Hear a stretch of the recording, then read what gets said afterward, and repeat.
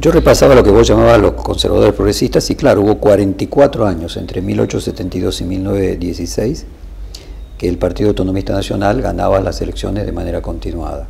Sí. Se produce ese cambio casualmente cuando el aumento de la población por la inmigración, como vos bien decís, duplicó la cantidad de personas que viven en Argentina. Es decir, muy probablemente entre 1872 y 1916 había cierto grado de igualdad que fue necesario rearmar a partir de la ley Sáenz Peña con la inmigración. Pero bueno, la igualdad... Más que igualdad, había Estado de Derecho, eso es lo que había. Y cualquiera que venía podía construir riqueza. Claro, entonces, pero fíjate eso generó igualdad, la movilidad social para arriba. Uno puede hablar de igualdad en sentido político, de igualdad en sentido económico. Claro, no había en el sentido político porque eran extranjeros. Claro, y al mismo tiempo, cuando vos te planteás que el mismo partido ganaba 44 años seguidos, evidentemente no podríamos hablar de una democracia plena que exige la alternancia en el poder. Si el mismo partido gana 44 años, uno podría plantearse que hoy sería inaceptable en los términos actuales. Sí, sí. Definitivamente. Pero igual tampoco ganaba siempre el mismo grupo, ¿viste? Eran cada tanto el enemigo se incorporaba al gobierno. Y entonces era más.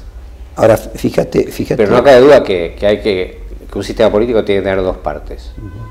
Por lo menos dos partes. Claro, y que cada parte tiene que tener algún grado de elemento de principio de cohesión, identitario, algo que le dé unidad y al mismo tiempo lo diferencie de...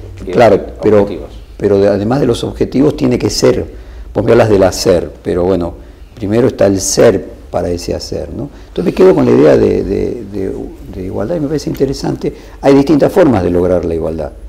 Mao la lograba con todos pobres. Sí. Bueno, antes de Mao también eran todos pobres, digamos. Los fenómenos sociales hay que verlos en su lugar. Pero yo diría que... Entonces la discusión respecto de igualdad me parece que... Es una discusión poderosa en el mundo contemporáneo actual. Quizás sea la central. Quizás sea la central. En este momento probablemente sea la central. Lo que Cambiemos viene a decirle, trato de interpretar, es mire, la igualdad que planteaba Cristina Kirchner, como vos decís, es puro piripipí. Y lo que Cambiemos viene a plantear es... movilidad social ascendente, es igualdad de oportunidades.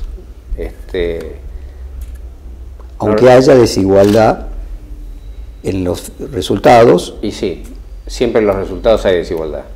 Siempre hay alguien que es mejor que vos en algo y peor que vos en otra cosa. Yo no estoy discutiendo, Federico, siempre estoy tratando de ordenar la conversación y decir, bueno, quizás la diferencia es que a lo mejor la búsqueda que tenía Cristina Kirchner de la igualdad era corrigiendo las diferencias entre los triunfadores del modelo, y en el caso de Cambiemos no le molesta que haya personas que puedan tener beneficios de su triunfo mayores, pero que al mismo tiempo eso genere, tenga una visión de que eso genere que en la igualdad de oportunidades, aunque haya diferencia luego en los logros y los premios sean mayores en esas diferencias, genere más progreso social.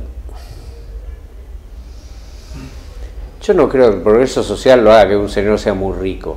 La verdad no. Yo no soy de los que cree que hay que dejar que un rico sea muy rico, así hay progreso social. Me parece que el progreso social no tiene que ver con eso. El progreso social tiene que ver con que un señor que es muy pobre piense que puede mejorar. Una vez Oscar Aguad, en el debate de las retenciones de la 125, definió a las clases medias como las personas que quieren que sus hijos estén mejores que ellos. Y entonces cuando vos pensás que es posible mejorar y que tus hijos van a estar mejor que vos... ¿Y por qué no pensarían así las clases bajas? Porque hay una enorme resignación. Cuando vos ves, cuando vos vas a los sectores más pobres y excluidos de la Argentina, que curiosamente están en el conurbano bonaerense o en algunos sectores muy específicos del Chaco, ¿no? Sectores huichis y demás, pero digamos en las zonas urbanas, en el conurbano bonaerense vas a los sectores más pobres de la sociedad, más excluidos de la sociedad, y son gente que vive en esas condiciones cuando un partido hace 25 años que gobierna, como Florencio Varela, y lo que te transmiten es que nos tocó esto, nosotros somos pobres, no podemos salir de esto. Lo nuestro siempre va a ser esto. No podemos mejorar nosotros. Lo único que podemos aspirar es que un político nos dé algo. Por eso yo voto al señor que viene y me da algo, porque es la autoridad.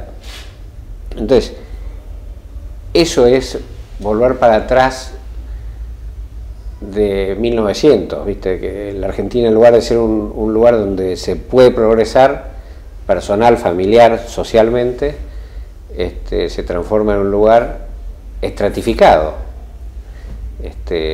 que no puede salir de tu categoría, y eso es terrible, eso es precapitalista, eso es una barbaridad conceptual, y cuando vos hablas con dirigentes políticos actuales que gobiernan esos distritos, bueno, ellos piensan que así tiene que ser. Entonces vos decís, bueno, estamos en la Edad Media, ¿viste? Es probable que un intendente no tenga capacidad de modificar eso, ¿no? O sea, yo creo que sí, mucho lo puede modificar. Por ejemplo, puede poner asfalto para que entren las ambulancias y los patrulleros, y para que los chicos puedan ir a la escuela sin perderse la escuela, pues no pueden salir por el barro. ¿Vos crees que o poner luces para que haya más seguridad? Digamos, ¿vos crees que los intendentes no querían hacerlo? Y de hecho no lo han hecho. ¿Pero vos crees que porque ellos no querían hacerlo? Yo creo que ellos mantienen un caudal cautivo electoral. Yo me resistí mucho a esa idea. Había mucha gente que desde no conocer los problemas de la pobreza, desde el Olimpo, dice lo que pasa que lo malo son los planes. Y en realidad lo malo no son los planes permitían que esa gente coma. Lo malo es mantener en situación de dependencia de la política o esclavos de la política a esos grupos que son los más excluidos de la sociedad. Es una canallada eso, pero eso, los dirigentes que lo... Eso, o sea, vos lo que planteas es que en realidad esos dirigentes me costó mucho pensarlo, pero después lo he visto. Que continuaran en esa situación. Y lo he visto, ahí están, son los mismos dirigentes. Y lo ven y no hacen nada para que cambie. Y tuvieron la mejor década en 10 años y no han hecho nada para que cambie. O sea, siguiendo esa lógica, es una igualdad hacia abajo. Eso es una desigualdad, eso es construcción de desigualdad. Es decir, cuando el mundo evoluciona, cuando el mundo depende del conocimiento, de la movilidad, del cambio, y vos mantenés a gente como en la Edad Media, eso es construir desigualdad, no es... Para esa gente que vota, trata de comprender desde su lógica, como vos estás planteando,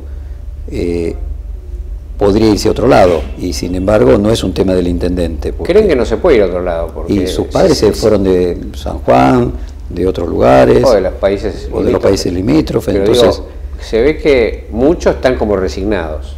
En esta campaña nosotros dijimos mucho. ¿Y por qué sus abuelos o sus padres no estaban resignados y emigraban? Porque vos lo ves en la inmigración boliviana, por ejemplo. Gente de trabajo, gente de progreso, gente que sabe que con su esfuerzo va a progresar y que se organiza y que hace bien lo que hace, que tiene su oficio y mucho en la construcción. Entonces, vos ves eso, o en las quintas de verduras, que ahora he visto un montón en Salta, por ejemplo. Digo, ¿y eso? Que antes no estaban los bolivianos, me dicen. Gente que viene a trabajar y a progresar, y efectivamente progresa. Siguiendo esa lógica, fíjate vos, ahora, esos inmigrantes que emigraron, tenían una actitud de búsqueda de progreso, por eso emigraban, ¿no? Absolutamente. Entonces, pareciera que ahora, llegaran esta gente, y que una vez que llega pierden ese ánimo. Y lo que está diciendo, la generación siguiente pierde el ánimo. Llegan con la esperanza de que la gran ciudad, una de las grandes ciudades de Sudamérica, te va a generar más oportunidades. Pero ¿no sería que en el pasado era verdad y que se lo generaba? En el pasado era verdad. Claro, y que ahora no tiene... Ahora se está generando esta pobreza estructural. ¿Por qué no migran? Porque evidentemente no hay otro lugar que tampoco ofrezca... Bueno, habrá algunos que querrán migrar, otros que progresan en medio de las miserias. Pero el gran problema es la educación. Ahí lo que cambia, lo que da igualdad de oportunidades es la calidad de la educación. Y son los lugares que reciben peor educación. Quizás como no hay otro lugar, o sea, una de las diferencias que hace 50 años y hoy es que antes había otro lugar y que realmente la gente progresaba viniendo al conurbano. Y que el otro lugar es toda la Argentina. Pierden, digamos, claro, ese apetito, como vos decís, de querer progresar, que se perdió, probablemente sea el resultado de que no ven oportunidades. No ven oportunidades. Mientras que hace 50 años sí las veían, quiero decir. Definitivamente. Ahora, tratando de entender... Yo creo que hace 50 años la pobreza estructural era la gente que vivía en el campo o en el interior del interior. Y eso será siempre igual. Y si vos vas a los cerros de Jujuy y de Salta, bueno, la gente que está ahí vive, gente a quien yo amo de verdad, esa gente está igual. Son dueños de la inmensidad del paisaje y viven como viven. Pero la ciudad era un lugar de generación de oportunidades y de progreso, sin ninguna duda. Y dejó de ser. Cuando sectores de la ciudad se convirtieron en reductos de antiprogreso, de desigualdad, pasó como Sarmiento al revés. Antes Sarmiento decía civilización y barbarie, la civilización eran las ciudades y la barbarie era el campo, y ahora la civilización es el campo y la barbarie está en las ciudades. Bueno, por ejemplo, en los valles calchaquíes vos debes escuchar que mucha gente piensa que vive mejor allí con una economía de subsistencia que en el conurbano bonaerense. Absolutamente, yo creo eso. Lo que pasa es que en algunos lugares de los valles calchaquíes, cuando vos subís a más de 3.000 metros, digamos, ahí ya hay otras cosas increíbles en el mundo contemporáneo, que es el intercambio sin valor. Vos agarrás lo que vos necesitas, yo agarro lo que yo necesito, yo te doy, intercambiamos sin que nos importe el valor de lo que cada uno le da al otro. Pero eso es una cosa, vos un resabio de... Estás casado con Patrón Costa. Estoy separado. Estuvo separado. Divorciado. Y cuando te refieres a que vas para allá es a Molinos. No, a muchos lados. Yo me dediqué muchos años a recorrer en lomo de mula Salta, Jujuy. Pero tiene que ver, digamos, pues la madre de tus hijos es de allá. La madre de mis hijos y mi primera mujer tiene un hotel en Molinos, que es un lugar del Valle Calchaquí. Con tu abuelo, ¿qué relación tuviste? O sea, ¿qué te quedó de él? ¿Qué conversaciones tuviste con él? Murió cuando yo tenía 15 años, pero tuve una relación muy intensa. ¿Y vos entraste en la política a los 17, 18? A los 16. A los 16. Por tanto, quiero decir, no es que fuiste precoz en ese sentido, o sea que esas conversaciones hasta los 15 años... Venía la apertura económica, la apertura política que terminó con la elección del 73. Que vos fuiste candidato... No, yo fui candidato... No, perdón, militaste, claro, y fuiste recién electo... Fui candidato después de la apertura de la democracia. Exactamente. En el 87 creo que fuiste concejal. 87 concejal, sí. Y en el 72 era Nueva Fuerza, ¿y qué eras? ¿Militabas? Nueva Fuerza, nada, yo era un chico, ni siquiera me podía afiliar. Lo que hacía era ir a tocar timbres y a hacer encuestas. Encuestas que era una manera de acción y a tener grupitos para discutir. Y la política de la escuela. Contame de tu abuelo, ¿qué te contaba? Mi abuelo para mí fue una influencia muy determinante.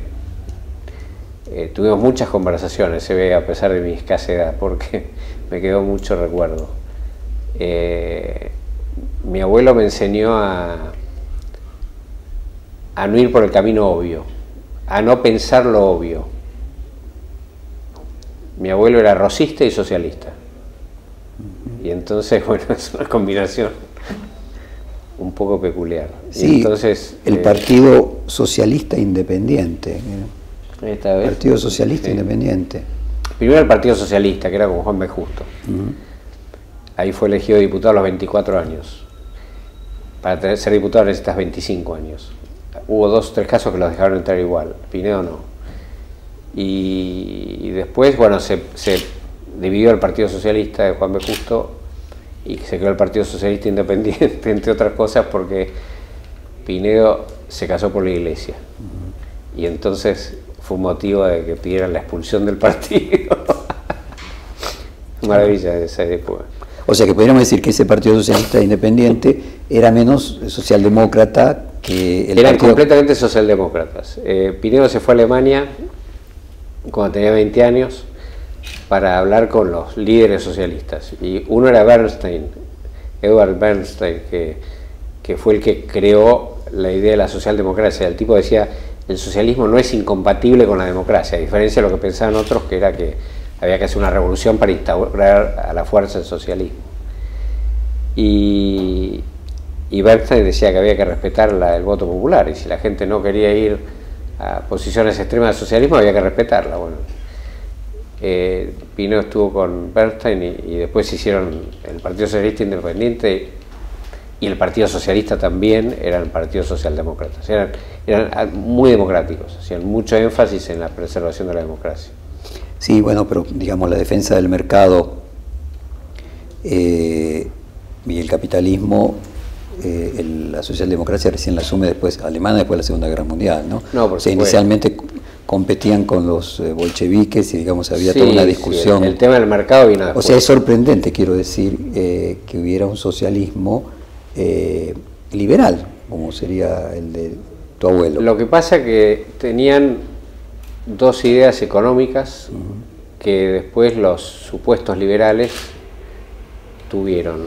La primera era el libre cambio, eran librecambistas. Ahí se enfrentaban con algunos conservadores como Carlos Pellegrini, que era proteccionista. Eran librecambistas porque decían que los trabajadores tenían derecho a comprar cosas baratas. Perdóname, es ecléctico, o sea, yo te escucho y realmente el socialismo independiente es ecléctico. No es cambiemos, quiero decir, ese eclecticismo, ese sincretismo. Me gustaría a mí, pero no sé si era. Venían de una construcción ideológica ellos, cambiemos no. La otra cosa que defendían era la estabilidad de la moneda, que no subieran los precios, que no hubiera inflación. Y eso lo toman directamente de Marx. Bueno, todos estos marxistas a la violeta que hay ahora, que no leen a Marx, no se dan cuenta que la inflación fue el primer robo a los trabajadores denunciado por Marx. Así que bueno, decía que era un truco de los banqueros para robar a los trabajadores. Sí, pero bueno, Keynes también sostenía de que era necesario en los momentos de crisis y finalmente sí, en un momento de crisis. Era considerado casi marxista en un momento de crisis. Por la demanda agregada. Ahora, Keynes también fue una construcción. Tu familia es un caso, me parece, extraordinario de ese sincretismo, porque al mismo tiempo tu abuelo fue ministro, así que era la única persona 3 veces ministro de Economía. Fue 3 veces ministro de Economía. Aunque la última vez sea solo por 15 días, que se peleó y lo sucedió al Sogaray, pero 3 veces ministro de Economía, o sea, sí. Y a lo largo además, no en momentos fáciles, en el del 30 al 35, del 40 al 41. En medio de la Segunda Guerra, cuando empezaba la Segunda Guerra, eran momentos dramáticos para la Argentina, las 2 primeras veces. La última vez fue un tema de 15 días, de los cuales 7 fueron Semana Santa, así que casi no fue ahí. Fue como el presidente Pinedo. Como el presidente Pinedo, sí, ya nos íbamos achicando. ¿Y qué te contaba tu abuelo de la famosa disputa y duelo con Lisandro de la Torre? No mucho, del duelo con Lisandro de la Torre nunca le oí ni una palabra.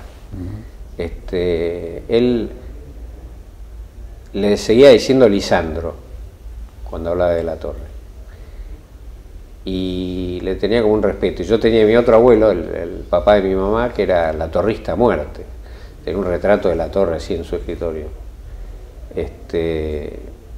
Y supongo además que tu abuelo, como de la Torre tiró al aire, le debe también reconocer una... Los dos tiraron al aire. Pinedo tiró 45 grados para arriba y de la Torre tiró al costado. Se pelearon porque se insultaron en la Cámara. Sí, claro, y terminó con la muerte de Bordavere. La muerte de Bordavere, que fue una de las cosas más terribles que pasó acá. fue antes del duelo, creo. Ahora, el hecho de que tu abuelo haya sido ministro de Hacienda de gobiernos militares, No, ninguno, no. Bueno, como el no. de Guido, sí. Ah, con Guido, bueno, sí, sí. Guido fue un intento de los demócratas de no dejar que tomaran el poder los militares. Ponele. Pero de alguna manera... Sería como en el caso de fueron Uruguay. apoyados por los militares, como Bordaberry, decís vos, puede ser. Sí. Exacto, ¿no? La idea de que se lo asocia. Bueno, pero ahí la diferencia fue política. Había unos que decían que llamar elecciones, Pinedo era uno de ellos, y otros que decían que no. Y bueno, por eso estuvo 15 días.